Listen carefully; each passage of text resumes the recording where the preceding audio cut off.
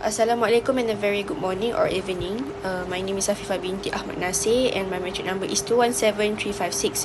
And today, my group from Group 1 will present our journal. The topic is current knowledge on the melatonin system in teleost fish.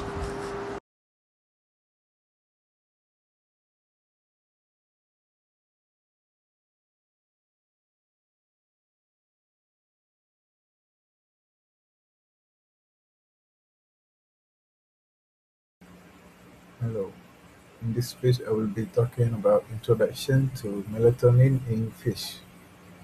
Firstly, melatonin is a key hormone involved in regulating biological rhythms across vertebrates, and teleost fish have become an important model for understanding its function. In fish, as in other animals, melatonin levels are usually highest at night and lowest during daylight. The melatonin system plays a central role in synchronizing physiology and behavior with environmental cues because most teleosts live in environments where photoperiod and light intensity change naturally. Melatonin in teleost fish is involved in multiple physiological processes beyond circadian regulation. It influences growth, reproduction, stress response, immune function, locomotor activity, and metabolic regulation.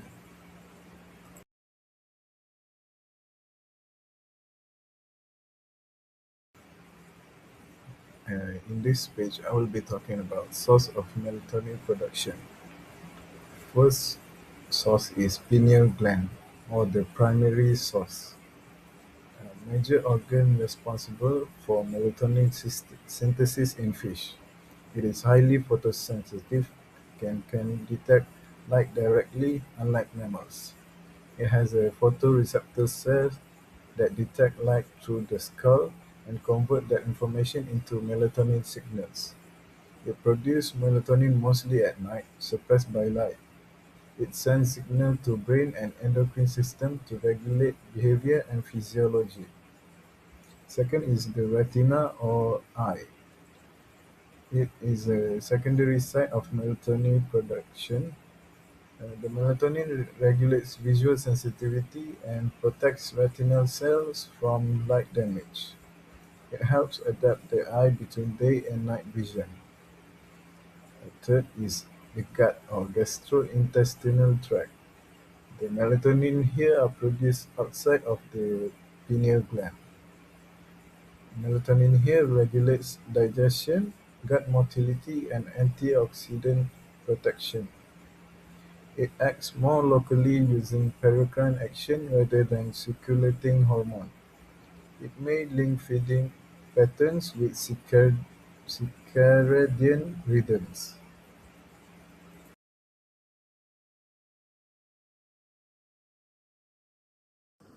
Now I will explain how the pineal organ connects with the brain. The pineal organ doesn't just send out melatonin and stop there. It is part of a two-way communication system with the brain. This means it can send signals to the brain and also receive signals back. This connection helps the fish adjust its body function based on light and time of the day. You can see that image A shows something called a pineal lobular projection. This means the pineal organ is sending signal out to the brain. In this case, the signal goes to a part of the brain called the ventromedial thalamic nucleus, or VM for short. This area helps process sensory and hormonal information. Image B shows the opposite direction, a pineal lobular projection. Here, neurons from the VM are sending signal back to the pineal organ. This proves that the pineal and brain are talking to each other in both directions. Image C shows that neurons from the VM also send signals to the pituitary gland, which is the main hormone control center in the fish. This connection means that light information from the pineal can influence hormone release through the brain. Image D shows special cells in the VM that contain tyrosine hydroxylase, an enzyme that links to catecholamine like dopamine. These chemicals are important for controlling mood, movement, and hormone release. So the VM is not just a relay station, it actively helps regulate the fish internal state. Together, this image shows that the pineal organ, thalamus, and pituitary form a neurohormonal loop. Light signals from the environment are turned into melatonin by the pineal.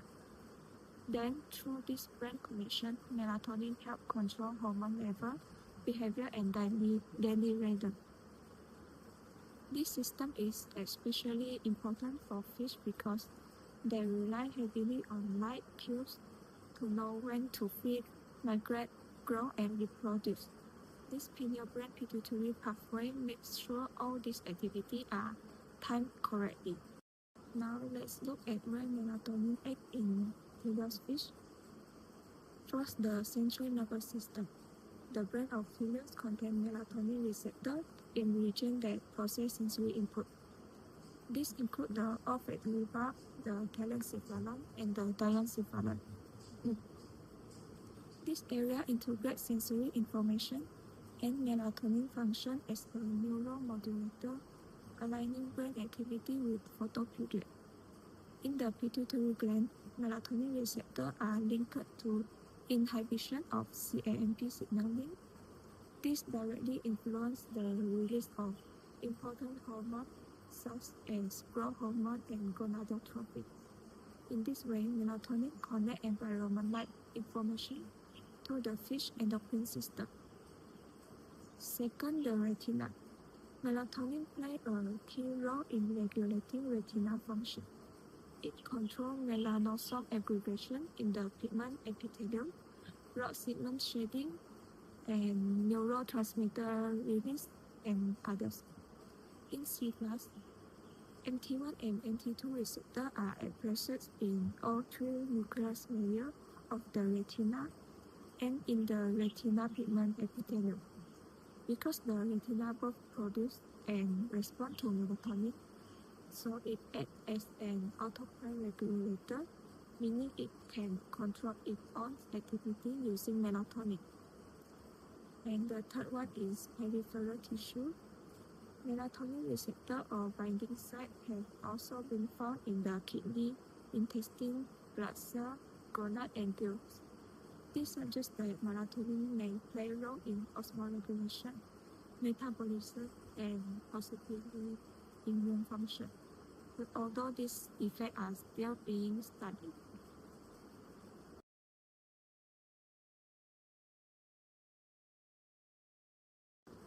So, what are the physiological effects of melatonin? First is reproduction. Melatonin influences seasonal reproductive cycle. It affects gonadal development, hormone release, and gene expression. The exact effect vary depending on the species and the experimental method used. For example, in Atlantic croaker, melatonin alters gonadotropin level, while in goldfish and carp, it changes spawning behavior. Second effect is growth and feeding. Growth in fish is strongly seasonal, often peaking during longer days. Melatonin plays a role in this process by affecting feeding behavior, growth rate, and metabolic activity. Studies in salmon, trout, and sea bass show that melatonin can influence appetite and growth depending on the photoperiod. And finally, melatonin also affects behavior. It modulates locomotor activity, rest, and vertical migration. These responses are species-specific and show a high degree of behavioral plasticity. For example, zebrafish and goldfish display altered activity pattern under different light conditions and melatonin level. So melatonin acts on the central nervous system, the pituitary gland, and the retina and peripheral tissue. Through this target, it regulates reproduction, growth, feeding, and behavior. This makes melatonin a key hormone for synchronizing fish physiology with environmental light cycle.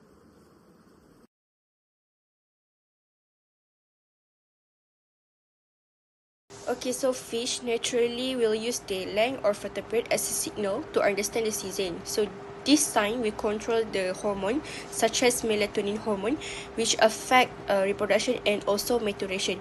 So in aquaculture, farmer will take advantage of this system by artificially control light to change how a fish will feel during the season, or maybe if the real season is different.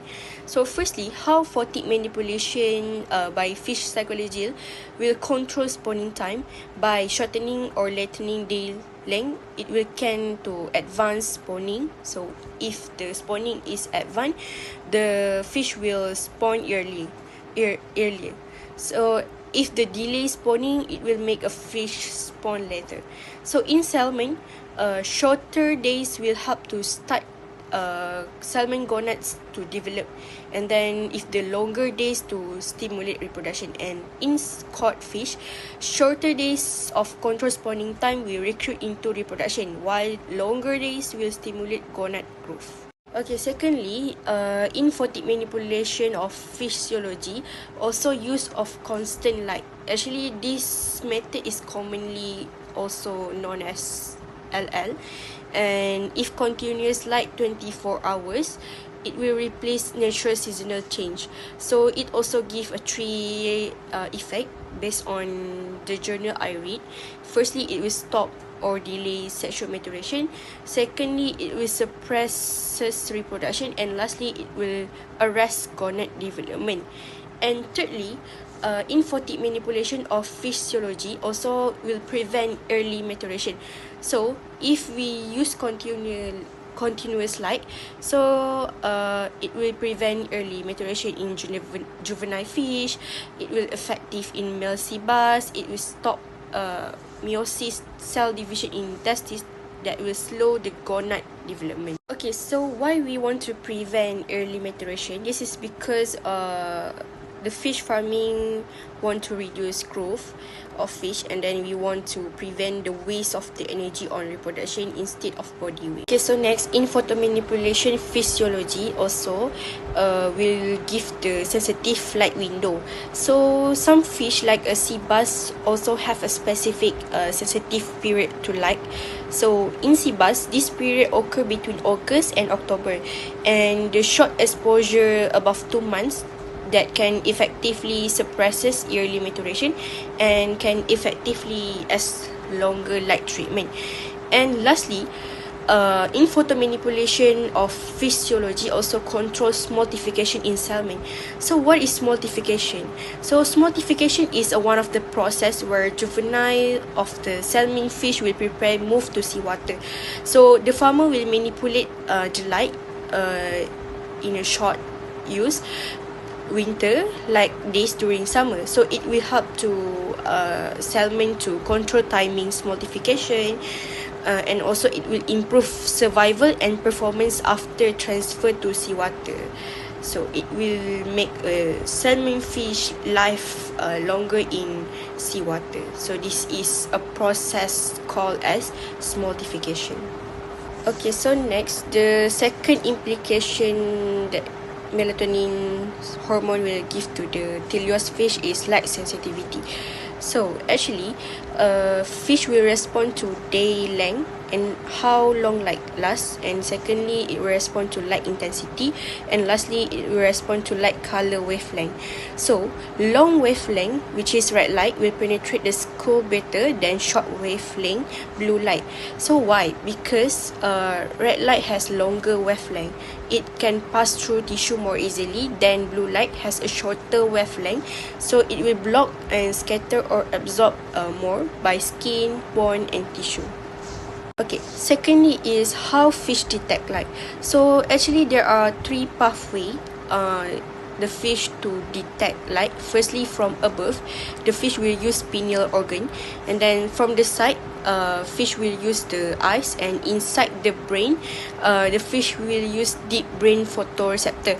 So only small amount of light, which is 1 to 8%, reach the brain, because the skin and the skull will absorb the light. So this is why only small amount fish will detect the light.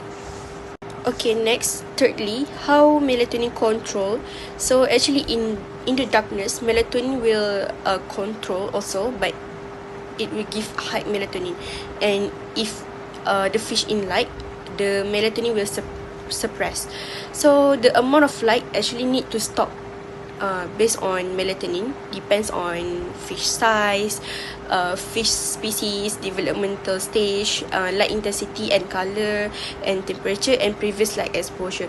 And what is the effect on reproduction and importance of light sensitivity is if the light is continuous, it will stop the melatonin rhythm. And then secondly, it will suppress LH hormone, and lastly, it will arrest gonad development and maturation. So this is important.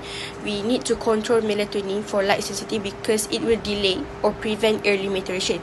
So just now I said if fish early in development, it will reduce and it will the energy will more to use. So this is why we need to control melatonin, and we need a melatonin to control the fish body because we want to delay or prevent early maturation. Secondly, we want to control spawning time, and lastly, we want to improve the growth efficiency. So that's all for light sensitivity. Okay, so the last implication for melatonin system in teleost fish is circannual rhythm and the endogenous control of reproduction. So what means circannual? Circan mean above and annual mean 1 year. So when we combine that words means 1 year cycle. So circannual rhythm is natural biological cycle that repeat once every year. So not all fish have circannual rhythm, and also fish have internal biological clock that called as circannual rhythm. It's helped them to know when to grow, know when to mature, and know when to reproduce. And then biological clock follows yearly cycle above 12 months. Even fish are kept under constant condition like same light, same temperature, and same salinity. And the scientists also prove how to internal clock exists. Firstly, scientists will see that the cycle is continued for at least 2 years, and biological clock have a cycle close to 12 months and work even under constant condition. And fourth is be adjusted by environmental signal like photoperiod, and lastly, not be strongly affected by temperature change. And as I said just now, not all fish did have this biological clock, but some of fish have. So firstly is trout, sea bass, Atlantic halibuts, catfish, stickleback, and also barbel. And what is important, circannual rhythm is firstly, we want to control spawning time. Spawning time, not too late, not too early, because we want to reduce the growth if we don't want to early. And secondly, we want to improve brood stock management. And thirdly, we want to optimize growth rate as reproduction. And lastly, we want to produce eggs or larvae year around. So that's all implication for melatonin system in teleost fish that I have been explained.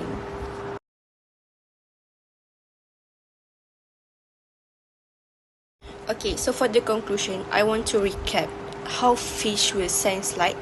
There will sense light by 3 ways. Firstly, the fish will see using eyes by retina, so the fish will see the light from the sides. And second one, the fish will see by using pineal organ, so from above. And then lastly, the fish will see by using deep brain photoreceptor, so the light will see and detect inside the brain. And then actually fish have more complex light sensing system than mammals. So during evolution, fish and mammals develop different biological clock system, and then some of fish system are surprisingly similar to mammals. And then melatonin is a time to keep hormone found in almost all vertebrates. In fish, melatonin signal days vs night, and then in fish also melatonin give a signal during seasonal change, and it help to control feeding, growth, reproduction, and also immunity. And while scientists nowadays understand that very well how melatonin is produced and where its exact effect on the brain pituitary gonad system, and still not fully known, and more research is needed, especially because fish species respond differently to light. This knowledge is very important for aquaculture, and it helps farmers to design species-specific light regimes to better manage growth, reproduction, and overall fish health. Okay, so the conclusion is photic manipulation in teleost fish works by changing how fish perceive light, which directly affect the melatonin system. And light intensity, duration, and wavelength control melatonin secretion from the pineal organ, and this hormone act as a time signal that regulates daily circadian and yearly circadian rhythm. By altering photoperiod and light quality, aquaculture can suppress or stimulate reproduction, delay early maturation, and also control growth and smoltification. Because teleost fish show strong species-specific light sensitivity and endogenous circadian control of reproduction, effective flight regime must be carefully designed for each species to optimize brood stock management, and lastly to production efficiency in aquaculture. So that's all from my groups. Thank you.